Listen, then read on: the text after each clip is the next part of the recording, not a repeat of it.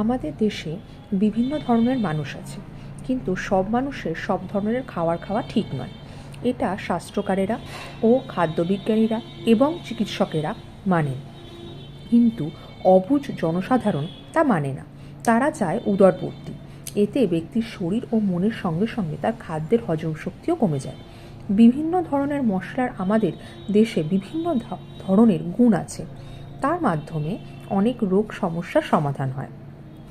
প্রথম বলবো আদা নিয়ে। আদা হলো বায়ু ও কফনাশক। পেটের অসুখে, অর্শ, প্রস্রাবের সাথে রক্ত পড়া, কানের ব্যথায়, অখিদে, আমবাত, মাথা যন্ত্রণা, বমি বমি ভাব, শ্বাসকষ্ট, গলার স্বর পরিষ্কার, গয়টার, হৃদরোগ, কোষ্ঠবদ্ধতা, ডায়াবেটিস রোগে ভীষণ উপকারী। আদা খাওয়া নিষেধ হলো বসন্ত বা পক্সে, আলসারে, জন্ডিস ও রক্তপিত্ত রোগে। এবার বলবো বড় এলাচ নিয়ে। বড় এলাচ হলো কফ ও পিত্তনাশক।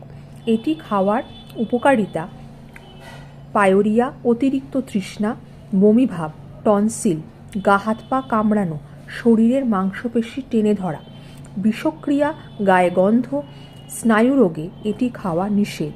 অম্লরোগ, গা হাত পা জ্বালা যাদের আছে তাদের। ভালো লাগলে অবশ্যই শেয়ার করবেন, এবং আরও কী কী ভিডিও করলে আপনাদের সুবিধা হয় কমেন্টসে অবশ্যই জানাবেন।